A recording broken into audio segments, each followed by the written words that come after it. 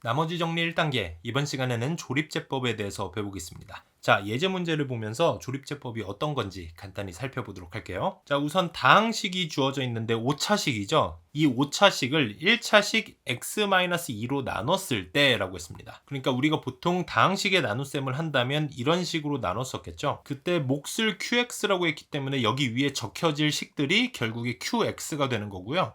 이 문제에 나오진 않았지만 이렇게 쭉 계산하다 보면 맨 밑에 나머지가 남을 겁니다. 그리고 1차식으로 나눴기 때문에 나머지는 분명 상수항이 되겠죠. 자, 그랬을 때 지금 q-1을 구하라고 했어요. 그러니까 몫을 구해서 저 식에다가 x 대신에 -1을 집어넣은 값을 구하라는 겁니다. 그러니까 이 문제는 결국 몫을 구하는 문제가 되는 거잖아요.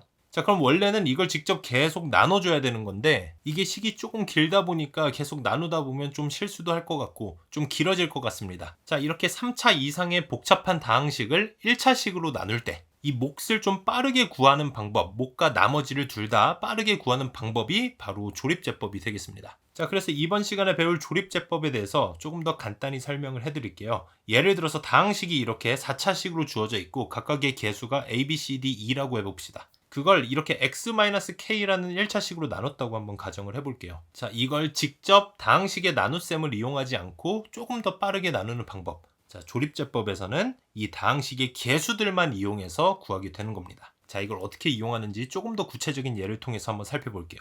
자, 예를 들어서 이렇게 3차식을 1차식으로 나눈 경우로 한번 생각을 해보겠습니다. 지금 좌변에 있는 3차식을 봤을 때 제가 아까 뭐라고 했어요? 각 항의 개수들만 이용해서 나눗셈을 하는 방법이라고 했었잖아요. 그래서 개수들 보니까 1, -2, 7 이렇게 3개의 개수가 있습니다. 자, 그런데 여기서 중요한 건 뭐냐면요. 이 개수들을 차수의 순서대로 나열을 해줘야 된다는 거예요. 지금 보면 3차, 1차, 상수항 이렇게 있습니다. 그럼 몇 차식이 없어요? 그렇죠. 2차식이 지금 비어있는 상황이에요. 제가 다항식의 나눗셈에서도 말씀드렸지만 비어있는 차수는 항상 자리를 같이 비워주셔야 됩니다. 자, 그리고 여기선 자리만 비울 게 아니라 그 2차항의 개수까지도 같이 적어줘야 되기 때문에 개수가 뭐예요? 0이죠. 0을 함께 적어주셔야 되는 겁니다. 이해되셨죠? 각각의 개수를 1, 0, -2, 7 이렇게 적어주고 나서 큰 니은자를 옆에다가 그려주시면 됩니다. 자, 제가 지금부터 보여드리는 방법은 왜 이렇게 되는지를 굳이 궁금해하실 필요는 없습니다. 우리가 계산을 빠르게 하기 위해서 만들어낸 방식이에요. 그렇기 때문에 제가 조립제법을 하는 방법만 알려드릴 거고요. 이 방법을 익혀서 그대로 빠르게 하시기만 하면 되는 겁니다.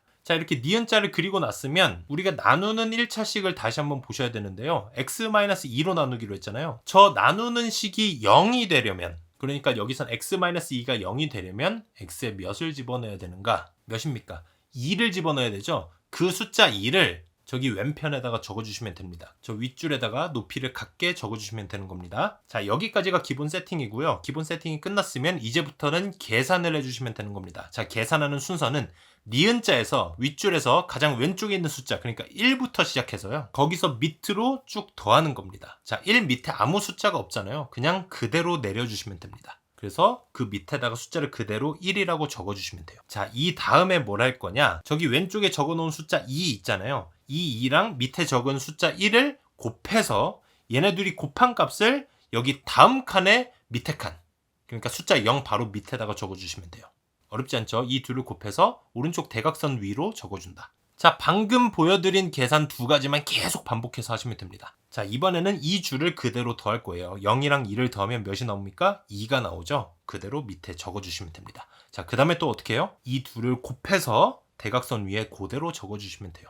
간단하죠? 이걸 계속 반복하시면 되는 겁니다. 그 다음엔 얘네들을 더해서 2를 밑에다가 적어주고, 그 다음엔 2랑 2를 곱해서 대각선 위에다가 또 4를 적어주시면 되겠죠? 그리고 마지막으로 얘네들을 더해주시면 11이라는 숫자를 마지막으로 적게 되잖아요. 이렇게 마지막으로 적은 이 숫자 11이 결국 나머지가 되는 겁니다. 이 나머지는 니은자로 따로 분리를 해두셔야 돼요. 자, 그러면 이 나머지 11 왼쪽에 적혀있는 숫자 3개 있잖아요. 1이랑 2랑 2. 얘네가 의미하는 게 뭐냐? 바로 몫의 개수가 되는 겁니다. 자, 이것도 생각보다 굉장히 간단해요. 몫의 개수가 되는 건데 가장 오른쪽에 있는 숫자, 그러니까 여기선 2죠. 그거부터 시작해서 상수항, 그리고 1차항, 2차항의 개수가 되는 겁니다. 그러니까 차수가 내림차순으로 정렬이 된 건데 가장 오른쪽에 있는 게 상수다. 그래서 상수부터 시작해서 왼쪽으로 올라올수록 차수가 하나씩 올라왔을 거 아니에요. 그러니까 지금 항이 3개니까 분명 2차식이었을 거다라는 거죠. 그래서 개수를 적어서 실제 식을 적어보면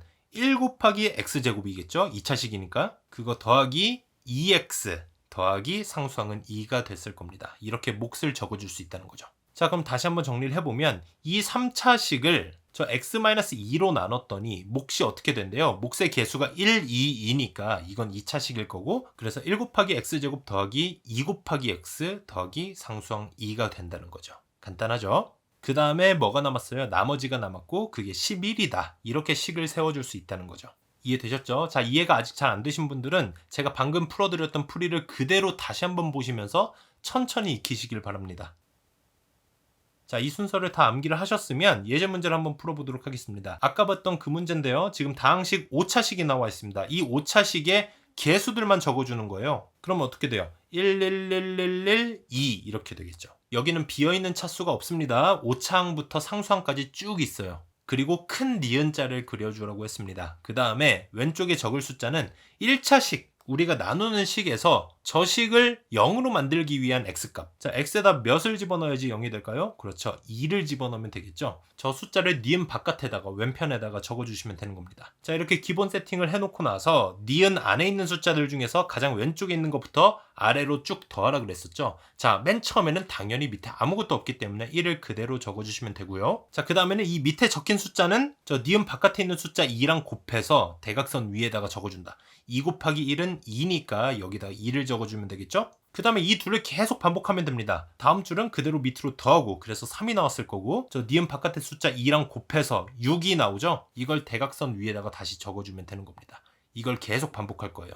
아래로 더해서 7이 나오고, 그리고 얘를 다시 2랑 곱하면 14니까 이걸 대각선 위로 적어주고, 다시 아래로 더하면 15, 그리고 이 15랑 2를 곱하면 30이 나오잖아요. 이걸 대각선 위로 곱하고, 그리고 아래로 더하고 다시 곱해서 여기다가 적어주면 62가 나오고요. 이제 마지막으로 얘네들을 더해주면 64가 나오는데, 마지막에 나온 숫자는 니은자로 다시 꺾어주라고 했었죠. 왜? 얘가 나머지가 되기 때문에. 그리고 지금까지 이 왼편에 적은 숫자들이 다 몫의 개수가 된다는 겁니다. 그리고 얘네는 차수가 그대로 내림차순으로 정렬이 됐었다고 했었죠. 그럼 이게 몇 차식이냐? 가장 오른쪽에 있는 게 상수항이니까 순서대로 적어보면 가장 왼쪽은 4차항이 될 겁니다. 그래서 이걸 이용해서 몫을 적어보면 어떻게 돼요? QX는 1 곱하기 X의 4제곱부터 시작해서 쭉쭉쭉 와서 상수항은 31이 되는 4차식이 될 겁니다. 어렵지 않죠? 다항식의 나눗셈을 직접 하는 것보다 이게 훨씬 빠를 겁니다. 3차식 이상에서는 1차식으로 나눈다고 하면 가능하면 바로 조립제법으로 나눠주시면 되겠습니다.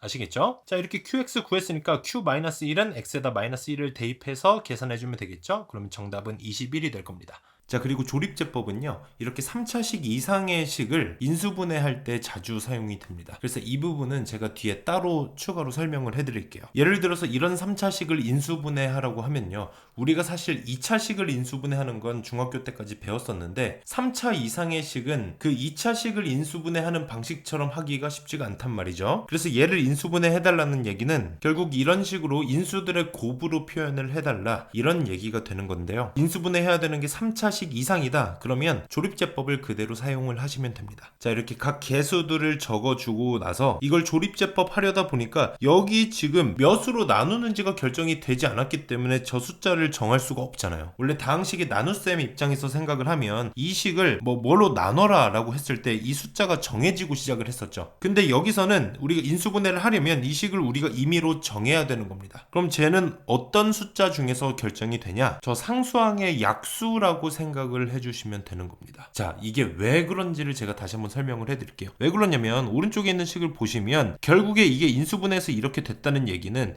얘를 전개를 했을 때 x 세제곱으로 출발해서 상수항이 마지막에 얘네 셋을 곱한 수가 되잖아요. 그래서 마이너스 알파, 베타, 감마가 되는데요. 이 상수항이 결국 마이너스 30이 돼야 되는 거잖아요. 그래서 여기 있는 알파, 베타, 감마는 마이너스 30의 약수가 되는 겁니다. 그러니까 여기는 결국에 우리가 알파, 베타, 감마를 찾기 위한 거였기 때문에 저 마이너스 30, 여기 있는 상수항의 약수 중에 하나를 골라주면 된다는 거죠. 근데 30은 결국 6 곱하기 5니까 2 곱하기 3 곱하기 5로 나타낼 수 있잖아요. 그래서 저기 들어갈 후보도 2, 3, 5가 되는 건데 중요한 건 이 앞에 부호가 플러스 마이너스가 붙는다는 겁니다. 이해되셨죠? 자, 그러니까 후보가 이렇게 총 6개가 있을 수 있다. 이 중에서 내가 넣기 편한 것부터 찾아주시면 되는 거예요. 기왕이면 좀 작은 숫자로 시작하는 게 계산하기가 좀 더 편하겠죠? 그래서 얘네로 한번 직접 찾아볼 건데 뭐 얘네 중에서 가장 작은 숫자 플러스 마이너스 2 중에서 한번 시작을 해볼게요. 여기서 뭐 예를 들어서 마이너스 2로 했다라고 하면요, 이걸 이렇게 조립제법을 그대로 하시면 됩니다. 마이너스 12 그리고 2를 곱하면 24. 뭔가 벌써부터 숫자가 좀 커지기 시작했죠. 그래서 마이너스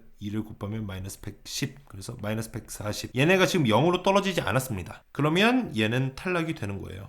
그러면 마이너스 2가 안 됐으니까 2를 한번 넣어보겠습니다. 이런 식으로 하나씩 넣어보면서 찾아주시면 되는 거예요. 그대로 조립제법을 해주면 마이너스 8 그리고 마이너스 16, 그럼 15에 30이 더해지면서 그대로 0으로 떨어지죠. 이렇게 나머지가 0이 되면 인수분해가 된 겁니다. 그래서 여기는 x-2라는 인수를 하나 찾아낸 거고요. 이런 식으로 한 번만 더 하시면 되는 거예요. 이제는 얘네 말고 나머지 얘네 4숫자 중에서 찾아주면 되겠죠. 그리고 물론 사실 여기서부터는 얘네가 2차식이잖아요. x제곱 마이너스 8x 플러스 15니까 우리가 그냥 일반적으로 알고 있던 2차식의 인수분해 그대로 하셔도 상관은 없습니다. 근데 그냥 하던 게 있으니까 조립제법 이어서 하는 것도 제가 추천을 드릴게요. 자, 여기서는 한번 3을 넣어보겠습니다. 여기서도 근데 마찬가지예요. 얘네 중에 찾는 거기도 하지만 결국에 여기서 상수항이 15니까 15의 약수 중에 하나를 골라서 넣는다. 이렇게 생각하셔도 되는 겁니다. 15의 약수 결국 3이랑 5죠.